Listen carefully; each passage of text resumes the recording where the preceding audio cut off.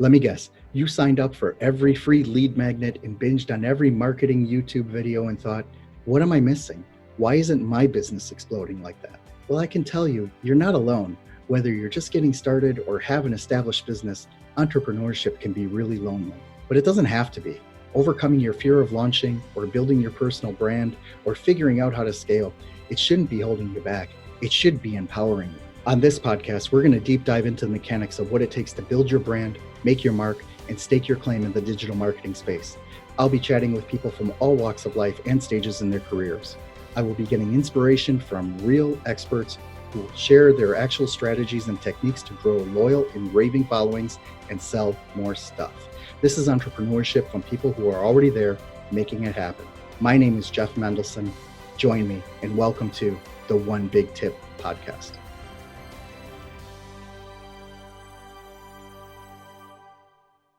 Hello, everybody. Welcome back. This is Jeff Mendelson, and you're listening to the One Big Tip podcast.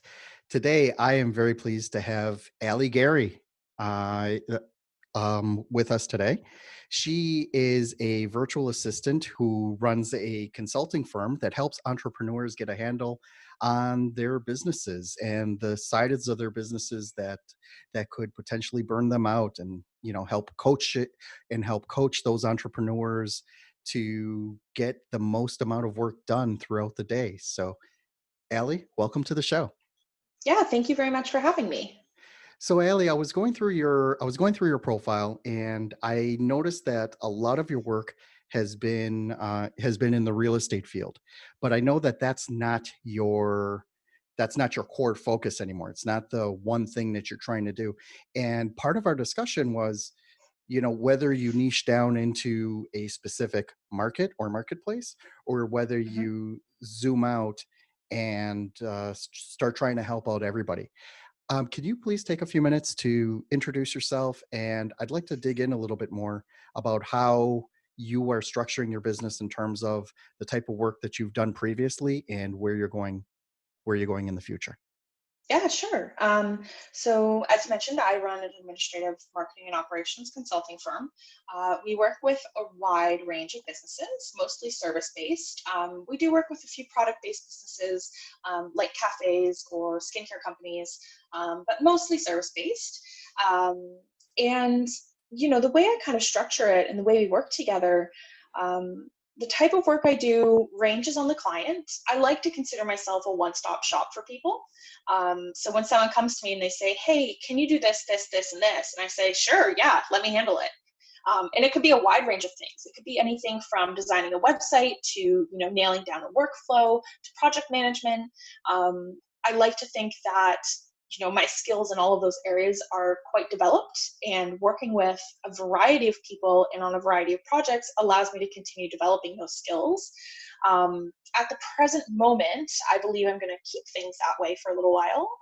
It's fun. I like the variety. I really love what I do.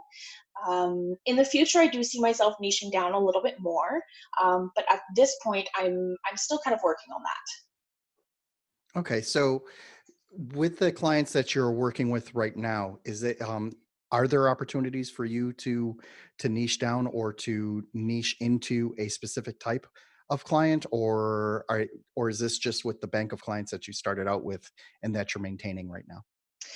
So a lot of these clients came to me quite early in my entrepreneurial journey. And they're people that have been with me since the start. But now, as I continue to get new clients, those are the people I'm niching down on. So for example, I'm working with a lot of realtors who need to develop their listing workflow or their buyer workflow. And that's something I really specialize in because, I've been in that industry for a long time, and I've seen countless workflows, and I know what works and what doesn't work. Or for example, I've been working with a few digital marketing agencies and working as a project manager in a project manager capacity for them. So I'm niching down in the sense where not only I'm niching down based on the type of client and based on what services are most in demand for that client. So not just a general, hey, I do project management. It's, hey, for realtors, I do this. For a digital marketing agency, I do this. For a cafe, I do this. So when you put together these plans for these businesses, right?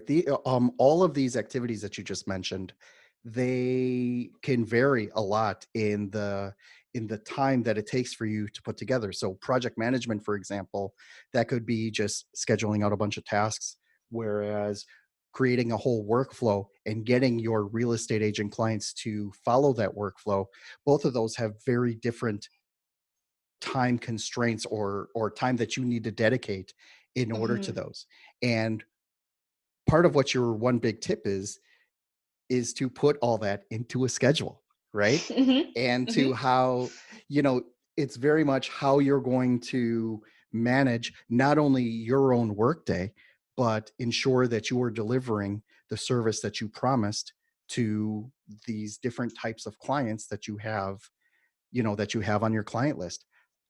How do you do that? Like, how do you how do you create the schedule? How do you and keep yourself sane and uh, make a valid attempt at work-life balance? How does that work for you? Yeah, that's a really good question. It all starts in my head. Everything starts in my head. Yeah, and usually I write it down, whether it's on a piece of paper or like on a tablet with a stylus or something like that.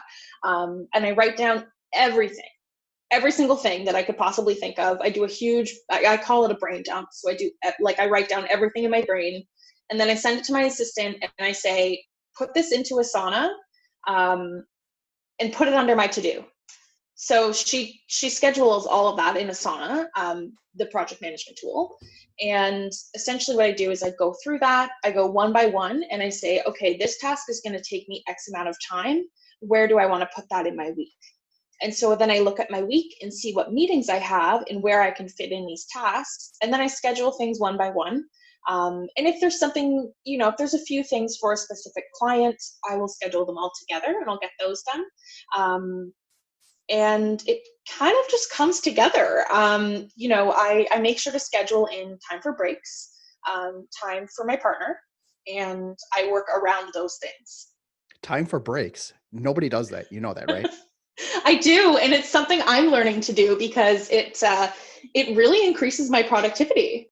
That's very cool. So do you just manually schedule those in from 3 to 3:15? That's your break, or do you have like one of those God, I forgot the name of it. Starts with a P. That method Oh, the where you work for Pomodoro. 25 minutes. Yeah. Yeah, that one. I use that technique sometimes when I'm finding my focus drifting. I use that technique, or say for example, if there's a day that I'm just really tired and don't really want to do anything, I'm like, well, I'll just work for 25 minutes and then I'll take a break. But other than that, I typically go into my calendar and I say, okay, this is what my day's looking like. This is what's going to be the most appropriate time to take a break. So say, for example, after our recording here, I'm going to go for a run and I'm going to take a break to do that. Just because that's when it fits into my day. But typically I try and schedule a break around lunchtime. So around 12:30, 1 o'clock, and I take a half an hour, I eat lunch, I hang out with my dogs. And yeah, it's pretty much the same every day. Okay, very cool. So, how long did it take for you from the time that you started out being your own, being a freelancer, being your own boss, to actually realize that A, this is important for you, and B, this is the method that is helping keep me sane? Yeah, so I think I'd say, well, I started my full-time operations in May of 2019. I think I would say it took me about 4 or 5 months to realize that this is what I had to do, and that this is the way I was going to be able to balance my life the way that I wanted to, because that was a huge reason why I left, my day job. Like I left because I didn't have the balance that I wanted. So it shouldn't have taken me that long, but it did. Um, and, it kind of hit me at a point where my partner was like, we're not spending any time together. You're working all the time. And that hit me really hard because I don't want to be that person. And so that's when I was like, okay, well, let's schedule nights for ourselves. And we picked out nights that, sometimes I have pre-existing meetings at 9 or 10 o'clock at night from clients in different time zones. So we picked nights that I didn't have those things. And we're like, okay, these are our nights, as of 6 or 7 o'clock, like I'm going to stop working and the rest of the night is just for us. So it kind of started there. And then over the course of, I'd probably say a month or two, it developed a little bit more into me scheduling a little bit more strictly. And what would you say is the net result now that you've been applying this method to your productivity? How has that helped you over time? Yeah, I think I really believe that it's increased my clarity and my creativity. And the reason for that is because by scheduling those times in the day to take breaks and knowing when I have times to work, to focus on work, it kind of reduces the noise in my head, and it really allows me to, on that 10-minute break, for example, it allows me to get everything out of my head that isn't related to work, that might be related to home or to my education, or to my family. Helps me get that out of my head so that when I go back to work, I have more clear mind, and that allows my creativity to flow a little bit more. But I also find that it helps me boost my productivity, just because 10 minutes is enough just to be refreshed, and then I come back, I sit down, and I say, okay, I'm ready to tackle this now. Allie, that's great. Why don't you tell us what kind of clients you're looking for and where people can find you? Yeah, so people can find me at thesavvyadmin.ca.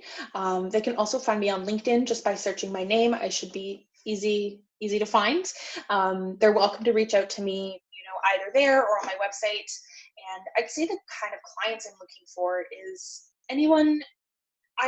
To me, I'm happy to take on someone that's outside of what I usually do, provided that there is that chemistry there, that connection, and that we both believe in the direction their business is going and what their business believes in, and why they believe their business is important to people. So what really matters to me is the connection with a business owner, and making sure that we're on the same page. We both have the same values, morals, ethics, and making sure that we both have a clear picture of what they're trying to do.